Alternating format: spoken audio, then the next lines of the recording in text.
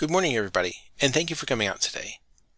My name is Dr. John Spinard, and I'm going to be talking with you about just who were the ancient Maya using the Rio Frio caves. But before I get started, I just want to thank Heritage Education Network Belize for inviting me to present here, and to congratulate them on another successful Belize Culture Symposium. I'm very happy to be participating again and look forward to sharing my research with you all. So let's go ahead and get started. Rio Frio Cave is a very popular tourist destination for people visiting the mountain pine ridge. With high ceilings, almost unbelievable scenery, and a road driving to it, it's easy to see why so many people visit it every year. But it's not the only cave in the vicinity. Just up the road from it, you'll see a sign for Twin Cave, also known as Rio Frio Cave E. And right across the street from that is Rio Frio Cave B, the other twin cave. And certainly there's several others in the area. So that we're all familiar with the area that we're going to be talking about today, we'll just go ahead and zoom in on Belize here. And highlighted here is the Mountain Pine Ridge Forest Reserve, where the Rio Frio Caves are. And down south is Caracol, and then we'll be talking about the Rio Frio Caves in this area. Though they are well known to tourists, surprisingly little is known about the Rio Frio Caves archaeologically.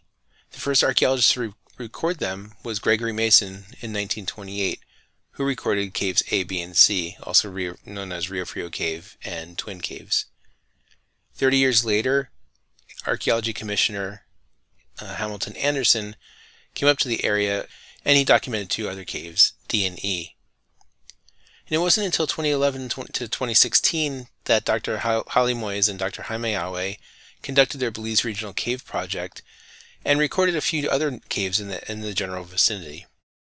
That has been the entire history of research of the Rio Frio Caves up to this point. In 2018, I began my Rio Frio Regional Archaeological Project with permission from the Belize Institute of Archaeology.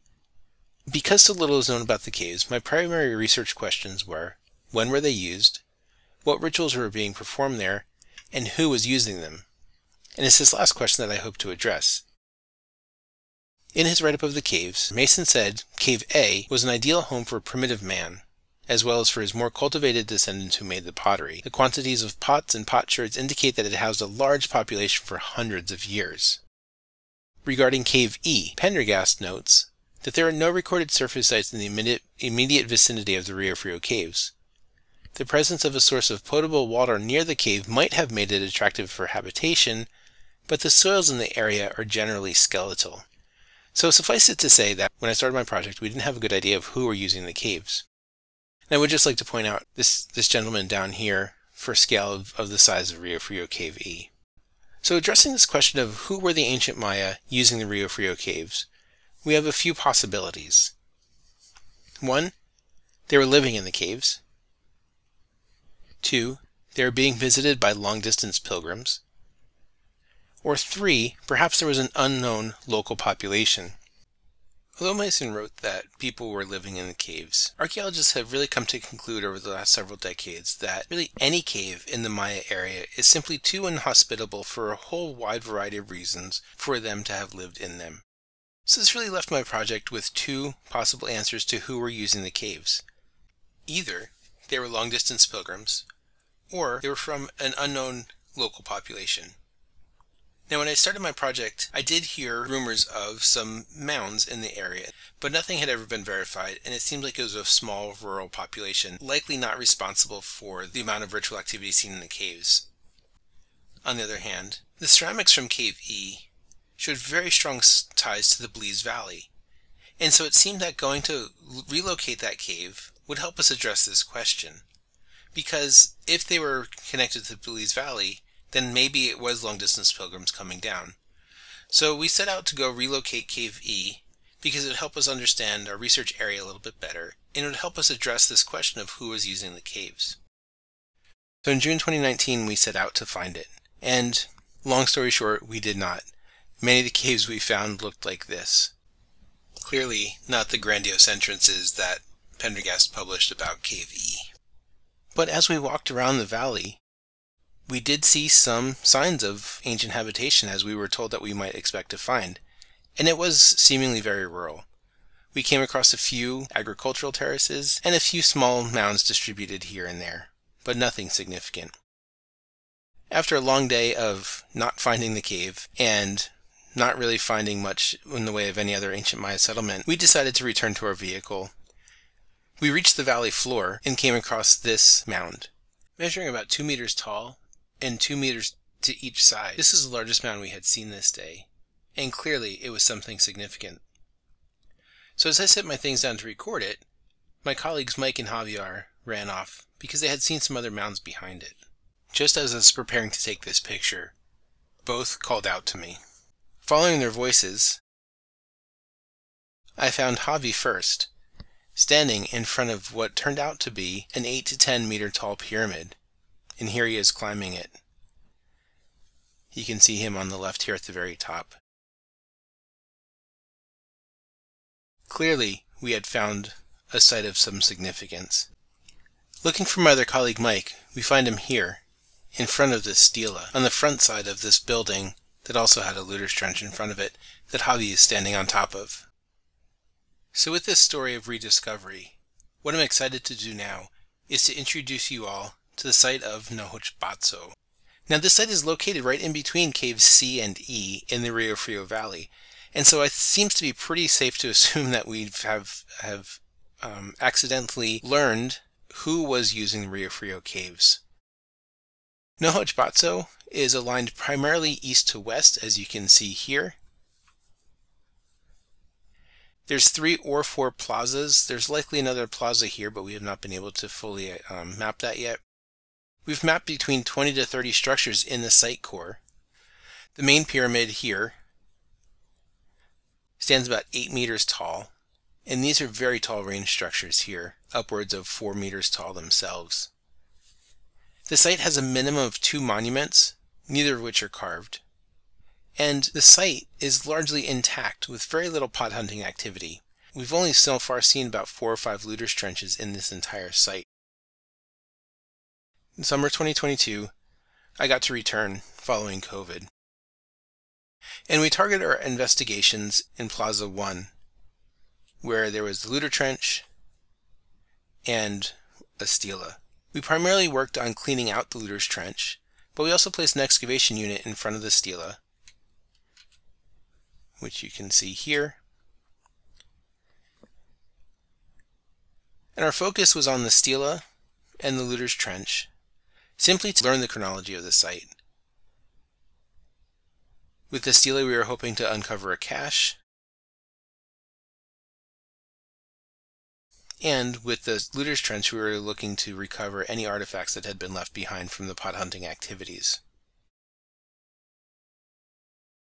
So our excavations in this site are incredibly limited so far, and here's some of my team. We got Franklin on the left, Michaela, Moshi, and Ronnie in the back. We did excavate down. We found a floor that the stela had been toppled on, and then we carefully moved it off to the side so we can excavate underneath it. This is a profile view of the unit, and what we see here on the left are the remnants of the construction material. This area we left unexcavated because the stela is standing right in front of it right here. But we actually identified 2 floors, neither of which were plastered. But we did encounter the remnants of a plaster floor right at the foot of what seems to be the foot of the stela, although the stela continues down below it. Unfortunately, we reached this at the end of the season, so we couldn't excavate any further here. Now, as we had set up our shaker screen for our excavation unit over here in Stela 1, we set up a shaker screen over here, this screen, and we wound up uncovering yet another stela on the other side of the plaza from Stela 1. So this is our other stela, and here's a side-by-side comparison of them. Both are made from phyllite, which is a slightly metamorphosized slate, and so they glisten, almost like they shimmer like oil on water. Neither are carved. Both have been snapped. We didn't excavate Stela 2, but Stela 1 actually was laying on the terminal floor. We assume that Stela 2 is also, and this represents probably a termination of the site. So these would have been paired stela on either side of this structure here. Now of interest is here, where the red circle is, which would have been right up against the side of the stela, sitting on the plaza floor, was this small vessel. And we'll come back to the significance of that in just a few minutes. I want to turn now to talk to a little bit about our looter trench cleaning activities. So here's a profile view of the side of the looter's trench. So this is the back of the structure over here, the floor, the jungle floor, and then this is the top of the structure over here. We've noted about 2 to 3 major construction episodes in this profile here. There's a big expansion over here. So we got one phase here, another phase here, possibly a third phase right here. So we have 2, possibly 3 phases of architecture here, which matches up fairly well with the excavation at the front of the structure, which we have found 3 plaza floors. So it's likely that the plaza floors that we encountered are equated with these construction episodes. In here, just a couple pieces of note that I want to point out are we recovered several speleothem fragments, cave fragments, as well as several of these spikes, which are probably coming from incense burners. Right? So there's quite a lot of ritual activity happening at this structure. We also found, in the looter's trench, we found this applique piece right here. Now comparing these, this small vessel that we found next to stela 1 and this nose piece right here, this piece right here, these do seem to be related to kinds of vessels found, late classic period vessels found at Caracol. So it looks like this vessel here is probably a spiked lid of an incense burner. And this here is two round diadems here, and this long shaft right here is likely a nose of what was called face cache vessels at Caracol. Both these vessel types date to the late classic period, so we're looking at a late classic period date for this site. So what are some very preliminary results of our 2022 field season? Well, we focused mainly on mapping and cleaning looters' trenches. Very little excavation besides the stela. And lab work's yet to get underway, so we have really very preliminary results here. But it looks like we have 2 to 3 phases of construction revealed in the looter's trench and the stela excavations. Ceramic styles demonstrate a very strong late classic to terminal classic period occupation of at least this portion of the site.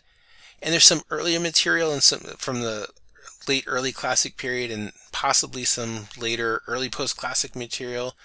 So we're looking at a site that was occupied probably during throughout the classic period and possibly into the early post-classic, which makes sense given the snapping of the stela and the caching of that vessel. The geographic proximity to the Rio Frio caves, the formations in the construction material, and there's also several shared ceramic types to the cave assemblages. Temporal proximity. This all suggests that that people from this site were the ones using the Rio Frio caves. So now that we seem to have identified this primary question of my original cave project, what is the future questions that I have? Well, we need to get to learn more of the site's chronology. Are there more architecturally complex part of the site older than Plaza 1, or are they the same age? How far does the core and hinterland settlement extend? Right? Local knowledge indicates that mounds and other broadly forested areas of the Mountain Pine Ridge Forest Reserve are present, including directly on this other side of the Rio Frio. So does the site core extend that far, or are these mounds part of a different site? Right? Is there, if more of a dispersed rural settlement is located, were they affiliated with Nohachbatso? What about some of the other caves in the area, not in the immediate Rio Frio Valley? Were those being used by the people from this site? Clearly we have a lot of more research to do up here, but it does seem that we have finally answered the question of who was using the Rio Frio caves. And with that, I want to say thank you again to the Heritage Education Network Belize and all of these folks and many more for all their work with this project and their support over the years. Thank you very much. Have a good day.